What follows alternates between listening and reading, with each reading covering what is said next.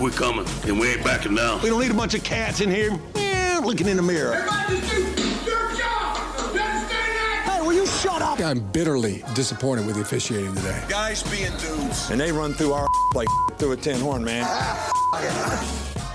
Thank you, Lee. Thank you, Richard Johnson. I'm Alex Kirshner. Two-man game for you this week as we preview the college football playoff semifinals. How are you? About to board a flight to Miami for the Orange Bowl, as I understand it? Do you understand how happy I am that I'm about to board a flight to Miami, given that I'm looking at probably 2 inches of snow on the ground outside of my window right now? Yeah, buddy, we are in great shape right now mentally.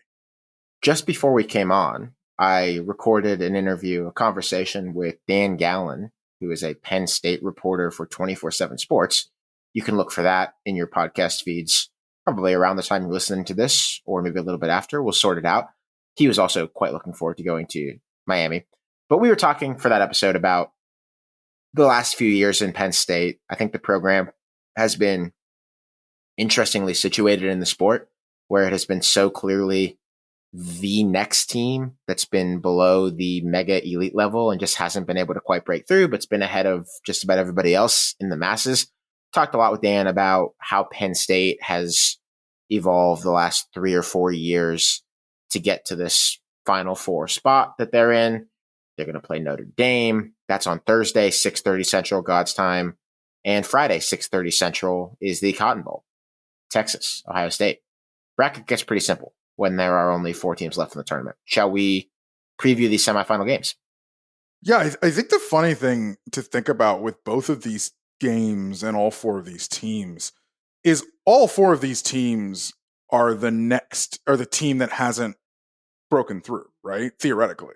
Like, you don't think about Ohio State that way, but if we're doing this over the last 4-ish years, which one of these teams has well and truly broken through, has gotten to effectively their ceiling? And I think pretty much every program on this list, you would say their ceiling is, I don't know if winning the national championship is the way to put it, but being in the national championship game. And all 4 of these coaches, and I think what I really probably mean is coaches, but all 4 of these coaches are going to do it for the first time, if it is that they do. So you've had all these, all these different discourses about all these 4 coaches and all these 4 programs. And then you look at them and they say, well, they're all at the cusp of doing something that you would say is pretty special. And I kind of enjoy that, this actually does kind of happen in the NFL, where like, and not just it, but like the conference championship, right? The conference championship is even, I don't want to say a bigger deal than the championship, is not really what I mean, but I actually do like the way this tournament has shaken out, only in that we've got what seems like bangers of semifinals there. And it's one of those things like in college basketball where the Final Four that Saturday is, typically better than the championship Monday that we get, kind of thing. I think it's possible that one of the semifinals is not a banger. Yes. And that one team, particularly the one that wears scarlet and gray, might just win by a significant amount. But you could be right. And I think the betting markets seem to agree that you're going to be right. I think it's funny that you say that these 4 teams feel like they haven't broken through. Obviously, since Ohio State won in 2014, that's true. But I feel like there's one clear interloper, new kid on the block here, and it's Penn State, just because they never played in the 14 playoff. Not Notre Dame. I mean, Notre Dame never played. Penn State never played in the 14 playoff, but Notre Dame barely. You could argue Notre Dame barely played in the 14 playoff. You could argue that Notre Dame collected an appearance fee more than anything else in its 14 playoff appearances. It's an interesting matchup between 2 teams who are, I think you have to get granular when you evaluate like these programs' positions in college football. Obviously, these are all programs that have won multiple national championships each and are clearly, by any definition, prestige blue chip programs. But there's a difference between. Just do it in the last 5 years, though. Yeah. I don't give a damn about what you did before color television was invented. But even in the last 5 years, there's a difference in general in the. I think there's a resource disadvantage for Notre Dame and Penn State, and it's slight compared to Ohio State and Texas. Define resource. Compared to like Ohio State, Texas, Georgia, Alabama, the school resource being recruiting stature, number one. Sure. Okay. And like the players. ability to players is what you're talking about. Okay. Players, typically speaking. I think that this is like two programs that everyone had in their top 4 or 5 before the season, and two programs that most people did not. You know, like that's the difference. Like it's Ohio State and Texas are sort of in that group with Alabama, Georgia. That's about it.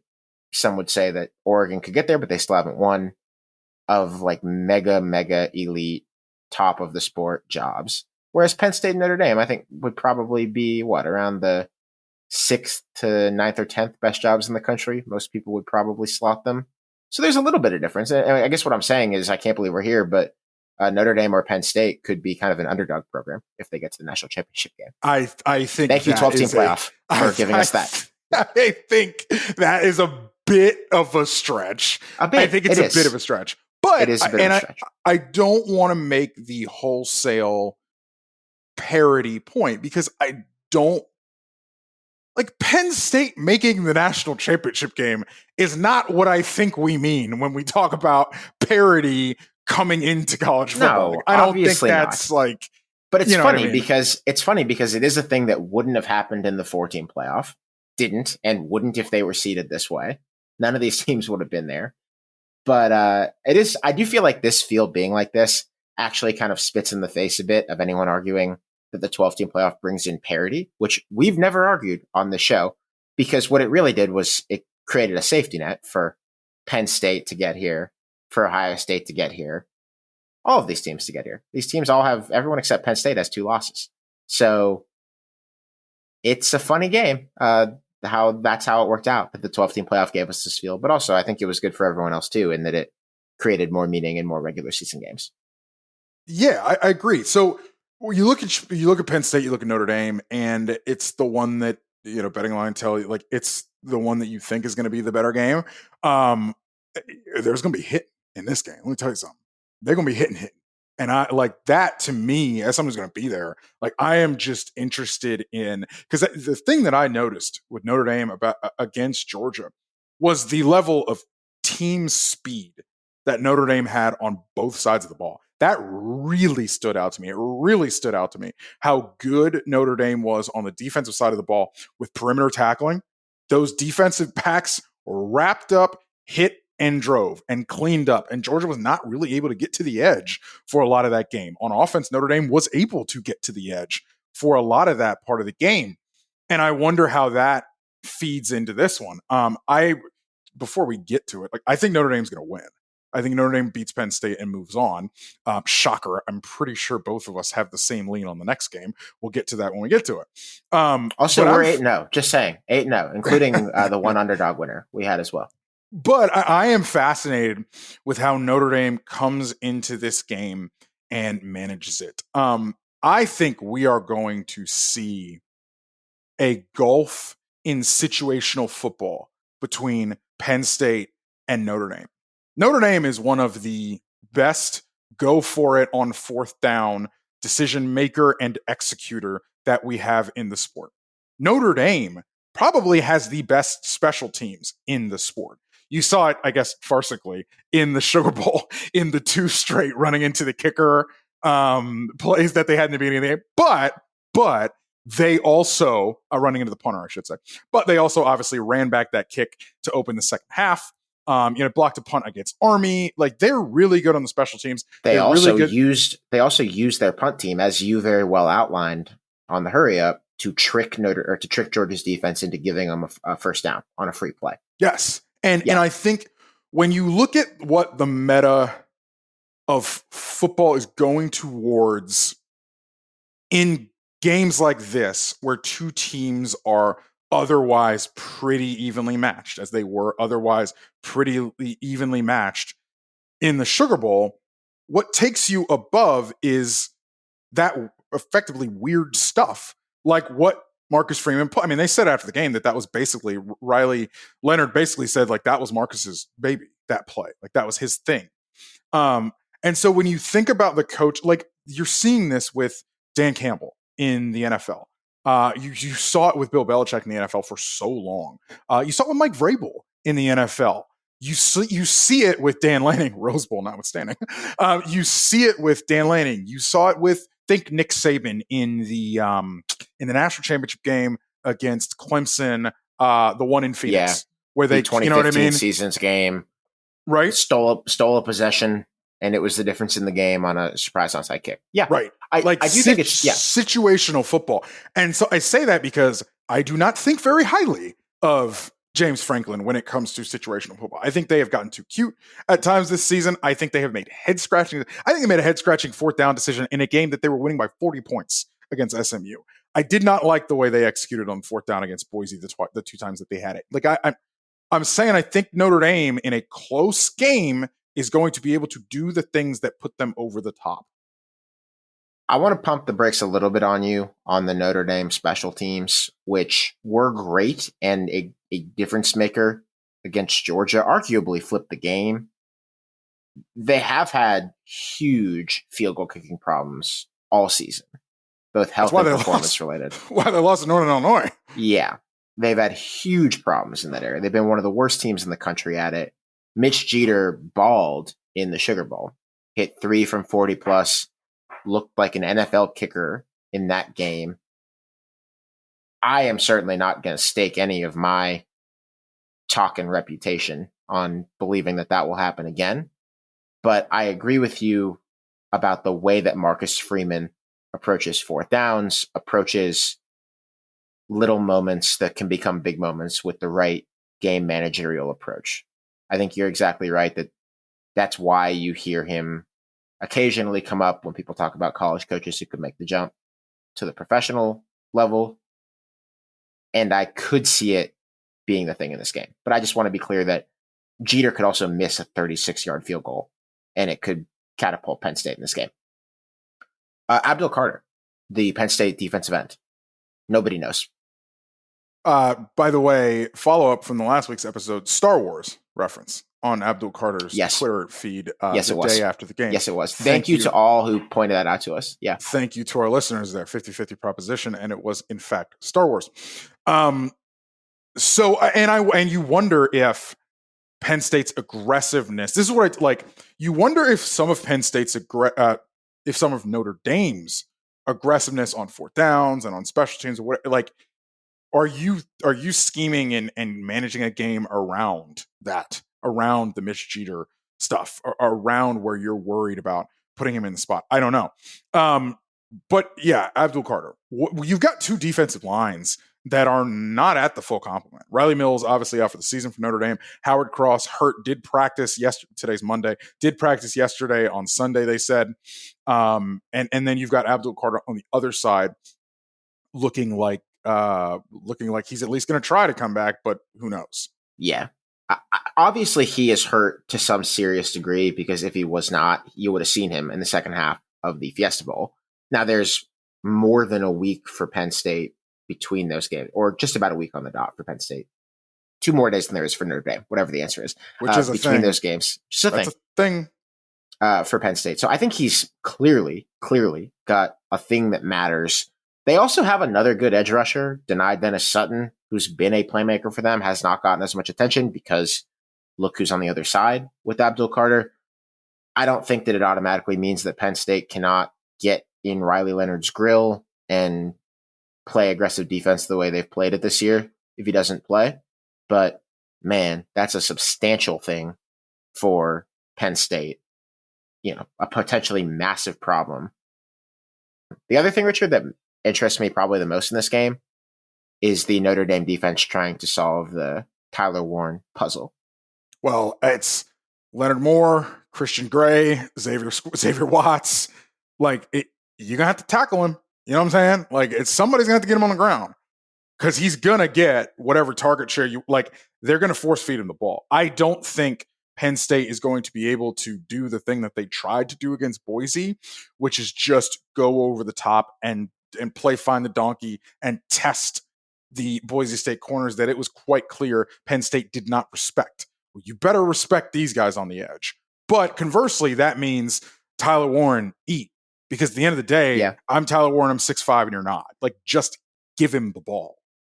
Yeah, he's it's the classic tight end matchup problem. He's bigger than safeties and he's more athletic than linebackers. So what are you going to do about it? The thing is that Notre Dame has been really good all year at limiting tight ends. And of course, they ain't seen this one. Everyone knows. No, they have not seen this one. But this is, I was not surprised by this. I actually asked some analysts at Optadata who graciously pulled this for me because I'm looking at Xavier Watts. I'm looking at some of the linebackers that Notre Dame has, and I'm thinking they've probably played tight ends pretty well this year. According to Optadata, Notre Dame has given up 2 catches for about 19.6 yards per game to tight ends this year. Spoiler 2 catches alert. per game. About They're 20 going yards per to game. give up more against this. They're going to give up more. There's no good matchup for a guy who's 6'5" and moves with the short area quickness and has the hands that Tyler Warren has. But there's a big difference between what Tyler Warren did to like USC, where he had 17 catches for 220 yards or something like that, and what he does in a typical good Tyler Warren game, which is more like 6 or 7 catches, 70 or 80 yards. There's a big difference. You can win in spite of one. It's harder to win in spite of the other. Well, some of it is also this. If you're Penn State, is decoy Tyler Warren the way to do this? Because I am expecting some sick stuff from Andy Kononecki in this game. I was expecting it from Oregon. They get down 34 points. All right, well, you got to throw that out. Yeah, you didn't get it. You didn't get it. We didn't get it. No, that was a miss.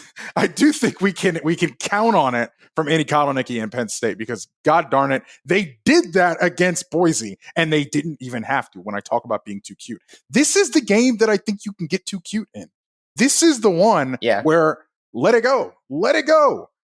Can they line up? Can Notre Dame line up? That first question I want to know. On relatively short rest. I don't want to overplay the rest thing because it both does and doesn't matter in the way people are talking about it. It's a thing. I don't think it's the biggest thing in the world, but test them early and often. Yeah. If you can, for God's sakes, make Notre Dame play from behind because I still do not. I mean, it's so clear that Notre Dame's not throwing the ball down the field. They're not good at it. They're not attempting. No. I don't think they really have the guys for it. But how many times on the show the last 2 years have we said Penn State wide receivers, non-entities, don't worry about them? Yeah. We've said it a bit. But here's the thing. They might have one right now. This guy, Omari Evans, who's a burner, torched Boise State for the touchdown down the sideline, has made a few pretty huge plays for this team this year. They also have Harrison Wallace, who your mileage may vary on. But I think you might be onto something that this might be the spot for a non-Tyler Warren Penn State pass catcher to do a thing. Especially just given the athletic body types that Notre Dame has to cover tight ends. Like, it helps. You can put Xavier Watts over a tight end all day.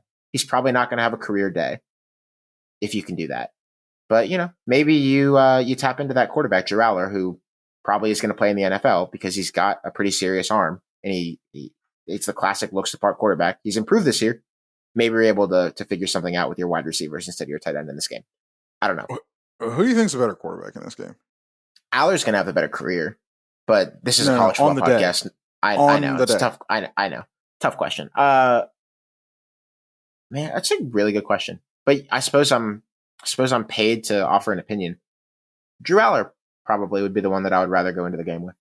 I mean, Leonard gets like a certain level of moxie toughness credit. I understand that. I don't want to completely disregard it, but he could not move the ball through the air against Georgia. And yeah, it was Georgia, but this is Penn State. It's not a pushover defense either.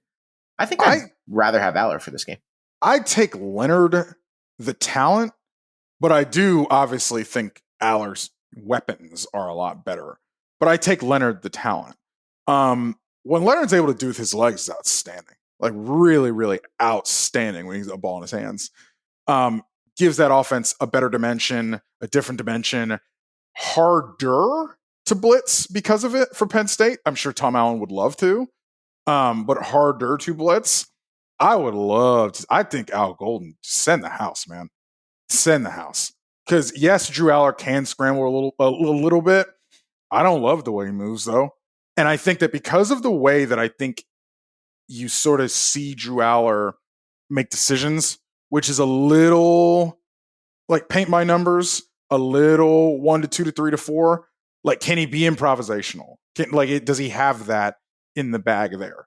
But then again, you might get caught out because bring the house and you run into some wonky screen something that Penn State's got cooked up, and then Tyler Warren's going 60 yards to the house.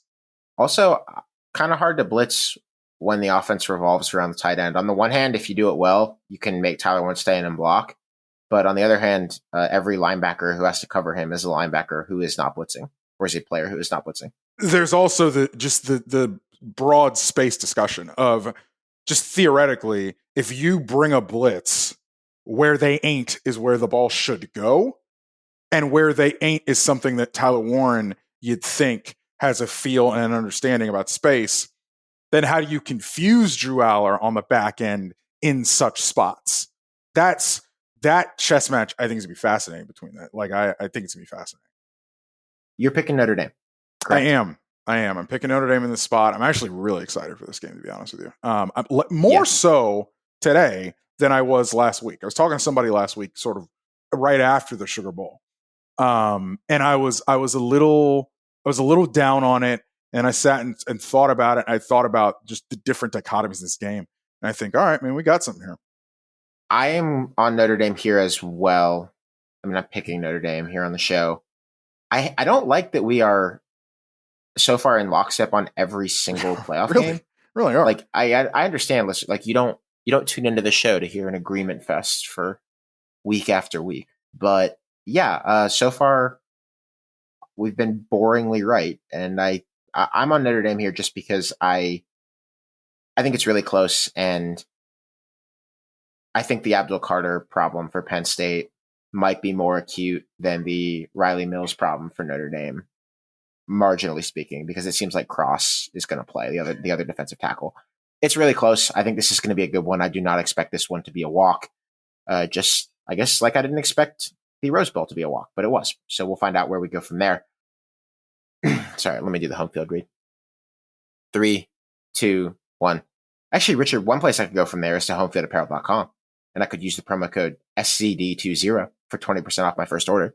Did you see the home field knit sweater offering that has come into the fold in the last couple of weeks?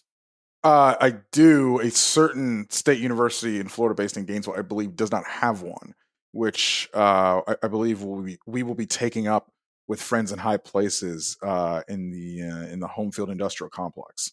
Yeah, one of the things that I really appreciate about home field is that they always come up with new stuff to do, but they're very thoughtful about it.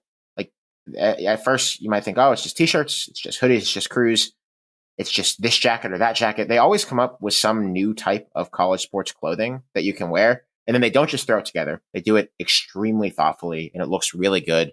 This is a time of year when who doesn't love a warm sweater? Go to homefieldapparel.com, use the promo code SZD20 for 20% off your first order, and check out the knit sweaters. I think it's a great addition to the home field repertoire.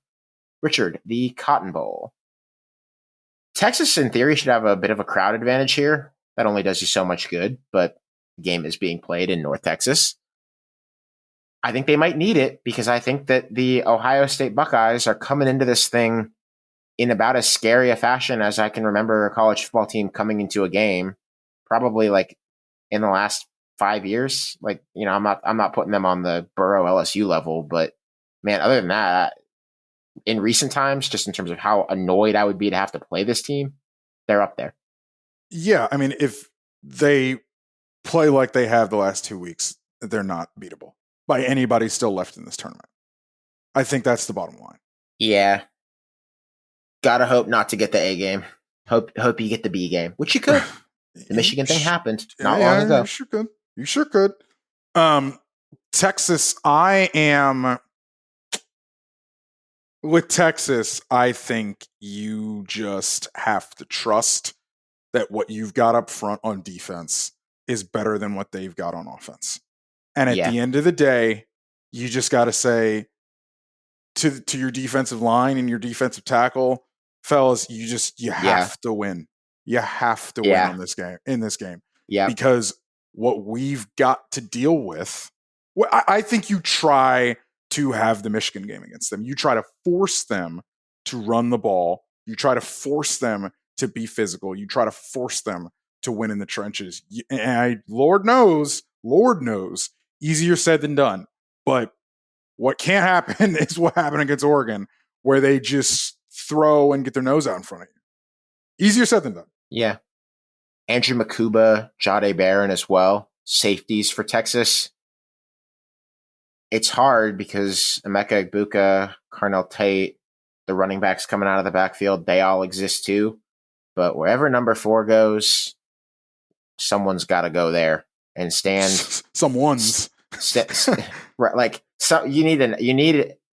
He cannot have the opportunity to do easily to pick your Texas cornerback what he seems to do easily to everybody that he sees right now. Can't have it. I agree with you, though. I agree. I think you need Alfred Collins and Vernon Broughton, who are great, to just maul. Like, Ohio State is still playing with a reconstituted middle of their offensive line. They got a guard move to center, and they got a backup in at guard. Push these dudes backward. Easier said than done. Thought Oregon might do it with Derek Harmon. They sure didn't do it. And I think if you can get into obvious passing situations here, and I think if you can force Will Howard into bad decisions because of interior pressure specifically, I think it's a massive deal. Massive. It doesn't matter at that point in time if it's 3rd and 7.5 every time and they're forced to throw and you can come after them. I am very, very concerned about Will Howard, because that's when you get into Will Howard forcing the ball, Will Howard making bad decisions, Will Howard giving you a gift. He's done it in 2 of the 3 biggest games that they've played. He's done it. He's given the defense gifts. If I'm Jim Knowles, I think Jim Knowles kitchen sink at Texas, because what Arizona State was able to do was blitz in some dizzying ways against Texas, and get home and get stops and get in the long down and distance situations on those long third downs. Arizona State, I thought, was able to execute that really well. So what you got from Ohio State's defense? And I think I got a good idea, because, for instance, saw it against Indiana. They're not afraid to blitz. They can bring that out. And when they do, they can do so quite effectively. Also, they can do it because they can leave their corners on islands against most receivers. Like, Davison Igbinosun's had a couple moments this year. Like, I remember the first drive of the Indiana game. He got flagged maybe twice on that drive. He was very grabby. It looked like he might be a liability. But really, he hasn't been in the couple years that he's played for them. Whoever they've thrown out there at cornerback, for the most part, has been able, when they've needed to stand him up without much safety help, has been fine doing that. And you see what that yields when you're able to do that against talented receivers and you're able to free up.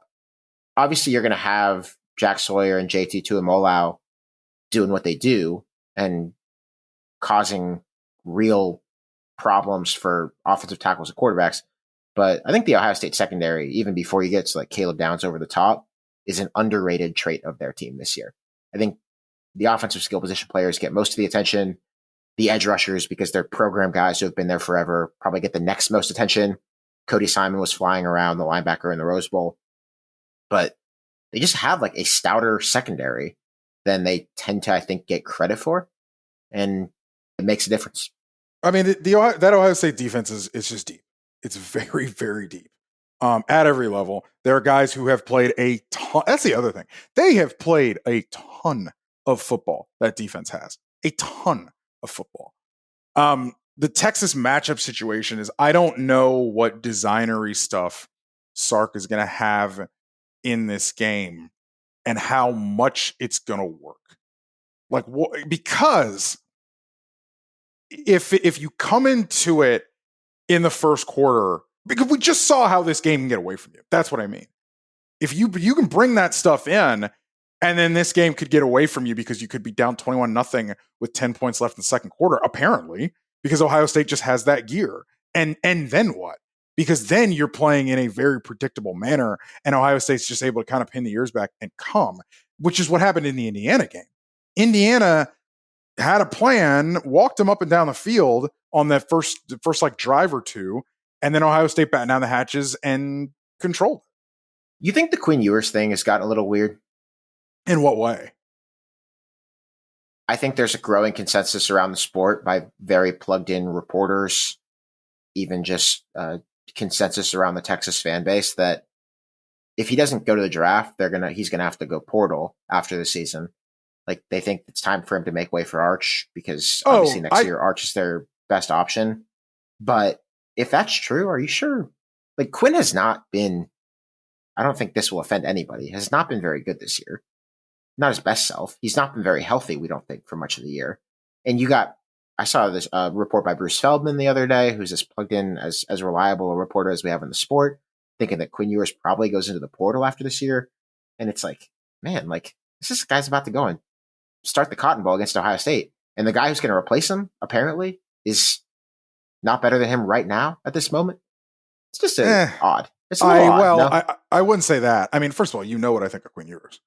You know what I think of Quinn Ewers. I do. Not very highly. I think the one with Quinn Ewers, I think my thing with him is that he doesn't display to me different pitches, right? The only way he's able to get the deep ball completed is with a hanging moon ball down the field. Yep. Got them in trouble against Arizona State. He has not all year been driving that ball over the middle of the field. The layered throws that you love, he has not been doing it. Yeah, and he doesn't do that anyway. Like, in the deep parts of the field, he does not do that, which is my problem with him. The other thing is in the red zone, I think they struggle. I think they struggle relatively. I think they struggle in the red zone to throw the ball. I think they're a little bit one-dimensional in the red zone because of that. I don't love that, particularly in this game, because of that. You are facing in Ohio State the best red zone defense, the best goal to go defense in the country in Ohio State. And if you start putting some threes on the board in this one, it can snowball very quickly because of what Ohio State has on the offensive side of the ball. Also, Texas offensive line medically is clearly not good. Cam Williams, the other tackle, the non-Kelvin Banks tackle, right side, did not wind up playing in the Peach Bowl. Their center's been hurt. Banks has been hurt. I think 80% of their line or so. I think they got a fourth guy who's been hurt reasonably recently. This is not the time against an Ohio State team that just kept Oregon to a very sack-assisted, but still negative 20-something rushing yards in the Rose Bowl.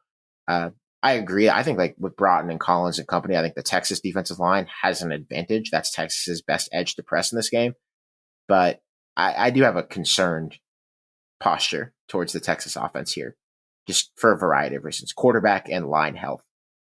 I mean, this is, again, I've been trying to calibrate this the entire season, how I feel about Texas running the ball. I don't think Texas is going to be able to run the ball in this game. This is the one where I don't think they're going to be able to run the ball. Also, of note, because you mentioned the kicking situation with Penn State and Notre Dame, Bert Auburn has not been great this year overall. Well, no. Also, he missed. I mean, good Lord. Is it good that they won that game, Texas? Oof. I mean, think about the way that he would be remembered there if that overtime had gone a different way. Yes. So just keep that in mind, especially if you get into a spot where Ohio State is able to get stops, able to get stops in the red zone. I think we both think this one's pretty cut and dry, honestly. Yeah, the agreement fest continues. Love it. Again, we love to have a robust debate. I think Ohio State's going to win this game, and if I were vested interest in it, I don't think 6 is enough because of what I think of Ohio State at the moment. But hey, 6 in the semifinals, crazy. Life can be full of surprises. You got, and I mean, Georgia was like a 12.5 point favorite against TCU in the national title game, and that turned out to not be enough. Right. Yeah. So I didn't mean crazy as in low. I just meant crazy as just like conceptually. But I think it's Vegas starting to get around to how well this team is playing right now. and how good they really are. I mean, it's Yeah. serious business, Yeah. and this run is they're showing it. I do have to mea culpa something that I said about Ohio State the other day, because I listened to it back on one of our Split Zone Duo social clips. Find us on TikTok, Instagram, wherever you do your social media. I said that Jeremiah Smith is like the third best receiver in the world right now after Jamar Chase and Justin Jefferson. I realized when I was watching the NFL this weekend, like that was stupid shit. Like that's definitely not true. Like, you know, AJ Brown exists, Tyreek Hill exists. Brian I Thomas do think exists. he's a pro Football Hall of Famer in 20 years. I stand by that. I think we're watching the start of something special, but he's not the third best receiver in the world. I got carried away with the majesty of the Rose Bowl. All right. I have to admit it when I did. I got carried away by the majesty of the Rose Bowl. I was on a high coming back from it. I was like, this guy, sure, he's great, but I should not have said that. That's not. So just to be clear, you are walking back that he is not the third best receiver in football, but you are not walking back that we can begin sizing him for the gold jacket. Correct. Okay, all right, good. Something has gone very wrong if he is not there like 20 years from now. Like we are looking at that kind of player. But yeah, he's not a third best wide receiver in the world. That was just me being I try not to be given to too much hyperbole on this program, but I have to admit when I am. So, you know, sorry, Jeremiah, for putting that on you. This is the Cotton Bowl, the Nokian Tires road trip of the week. Nokian invites you to play road trip bingo and win swag in the process. You can visit at Nokian Tires NA, Nokian Tires with a Y, NA on Instagram or Facebook. Screenshot the road trip bingo card that is there for you on Nokian social pages. Fill it out by the end of the year and you will earn swag. Not necessarily as good as home field. It's actually, Nokian said we could say that, but still very practical and cool stuff. Make sure you post it in reply to at Nokian Tires NA, wherever you find them on your social medias. Thanks so much to Nokian for your support of this program. Richard, some lower level results and things to look ahead to. The FCS Championship is this evening as we record this preview of the semifinals. We will, of course, do a debrief on that when we do the recaps of the games this week. That'll be towards the end of the week, and we will see you when we do it. And North Central won the Stag Bowl to be the national champs of Division III. 15-0 record for the second time in 3 years. Beat Mount Union in this game, 41-25. Mount Union still has like 7 more of these than anyone else. They've won 13 titles. They are so far ahead of everybody else in Division III. But quietly, a program like North Central, which by the way is in the state of Illinois, is catching up to the Purple Raiders. Next is UW-Whitewater with 6th, Augustana, Illinois with 4, and Ithaca College with 3, now tied with North Central. So congrats to North Central, starting to make their way in the historic world of Division III. Their quarterback, Luke Lennon, won the Gagliardi Trophy. That's the D3 Heisman, basically, for the second year in a row. And we will start discussing the possibility of a dynasty with North Central now that they have done this. Go Cardinals. Elsewhere in playoffs, how are we feeling about Saturday night? Classic NFC, NFL, dude. Classic AFC black and blue division clash. How are we feeling? Very poorly. I think that I actually have gotten more interested in the NFL this year. Partially, I think you might have worn off on me. Like, I just enjoy the level of play. I do. To me, it'll never be college football. To me, it'll never touch my heart the same way. But I like watching the athletes do what they do. But dude, the Steelers have gotten so ugly the last month that I will watch. I'm not going to front like I just won't watch because, you know, your team's in the playoffs. You'll watch.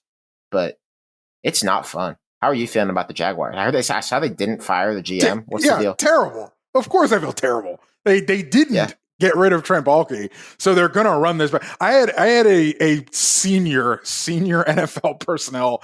But the way I learned that they didn't fire Baalke, I woke up a little late on Monday morning, and a senior NFL personnel member texted me, "Baalke's staying. That's rough. Thoughts and prayers."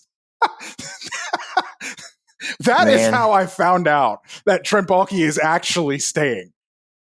Oh man. I woke up to that text. That is just So if your thing is playoff football, you got the FCS championship this evening. You had the Stag Bowl last night, Sunday, as we record this. You got college semifinal Thursday, college semifinal Friday, NFL Saturday, NFL Sunday. It's a fun time of year if you enjoy high stakes football. Also, while we're talking football, I saw Tottenham's doing pretty poorly this year. Yeah, also, Your voice. I got nothing right. Dude, I have Yeah. nothing right now. I have like, I don't know, like dark horse DJ Lagway for Heisman. Like, I don't know. Like, We got that's to do all I something got for you. Yeah. right Are you gonna watch this new Tiger Woods golf league, this indoor golf sim league? I think it starts tonight on ESPN. Yes, I will give it a look. I think it'll end up being really boring. Like really boring. Yeah, probably so. I mean, you and I both love this shit. Like we're exactly Yeah. the kind of little piggies that would enjoy this. Absolutely. And I'm just not sure. Yeah, elsewhere on the sports calendar, lots going on. You know, you can watch the English Premier League, you can watch European soccer, you can watch the NHL. I'm cooling a bit. January NHL.